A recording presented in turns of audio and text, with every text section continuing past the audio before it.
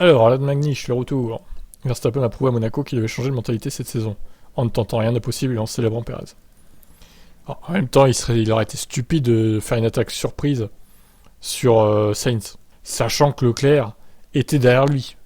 Encore une fois, ça aurait été Leclerc deuxième et Max troisième, peut-être qu'il aurait plus été agressif. Mais bon, peut-être pas non plus.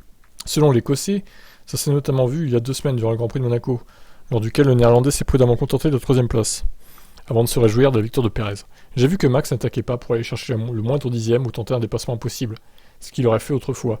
Quelqu'un qui se dit je ne suis pas assez rapide pour gagner ce week-end et quelqu'un qui pense à long terme.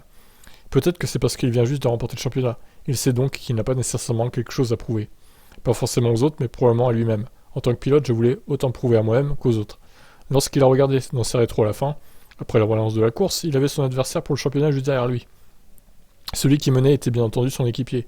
Alors, sous cette perspective, il était dans une position confortable. Je dirais qu'il était dans une bonne position quoi qu'il arrive, car il était devant Charles Leclerc. Bah oui, c'est ça. Évidemment. Mais Charles, par contre, aurait peut-être pu attaquer Max au moins une fois et tenter, hein, non? Dommage de ne pas l'avoir fait ça. Ça aurait été rigolo.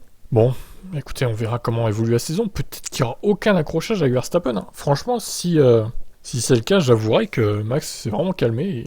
Il a pris sur lui, il est posé et tout. Mais bon, on en reparlera d'ici la fin de saison. Il reste encore beaucoup de courses. Tout peut se passer. Ciao.